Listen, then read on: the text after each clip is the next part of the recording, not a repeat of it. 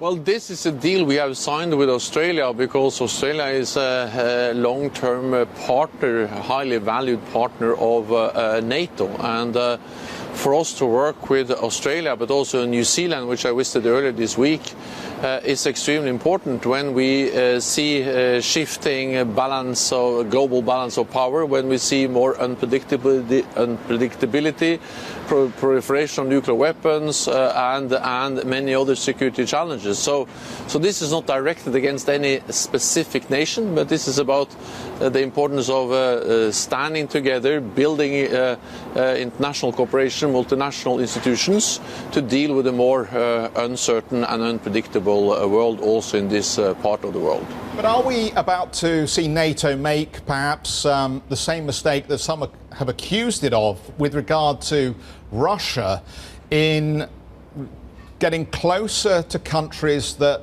are around China at this stage, at a point where China feels increasingly under pressure from the United States and President Trump? Through the optics in Beijing, this won't necessarily be seen as a positive development. This is not about NATO moving into this part of the world or into the South China Sea. This is about NATO working with partners in this region, and we have done so for many years with New Zealand, Australia, but also with South Korea and Japan.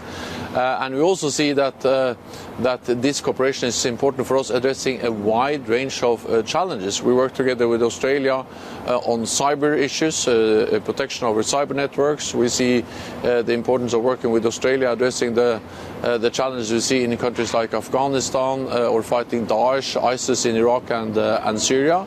So we are working with Australia, addressing many different issues. At the same time, we need to assess the security consequences for all of us of the rising military power of China, and we also see that China is coming closer to us in Europe, in Africa, in the Antarctica, where we see increased Chinese presence, and of course we need to carefully analyze and understand the security implications of that.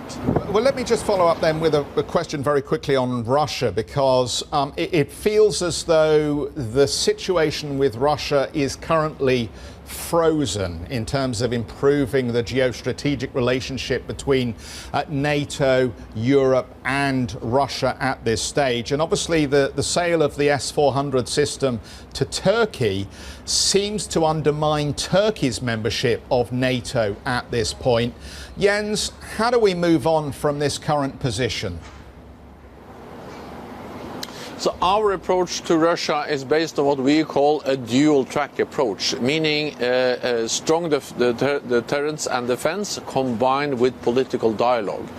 If Russia continues to violate international law, we see the assertive behavior of Russia we have seen, for instance, illegally annexing Crimea, then of course NATO will remain strong, and we have increased our military presence in the eastern part of the alliance, increased the readiness of our forces. But if they want to choose another path to engage in dialogue with us, then we are ready for that too. So therefore we combine the message of strength with also striving for a better relationship with Russia, engaging in political dialogue with Russia.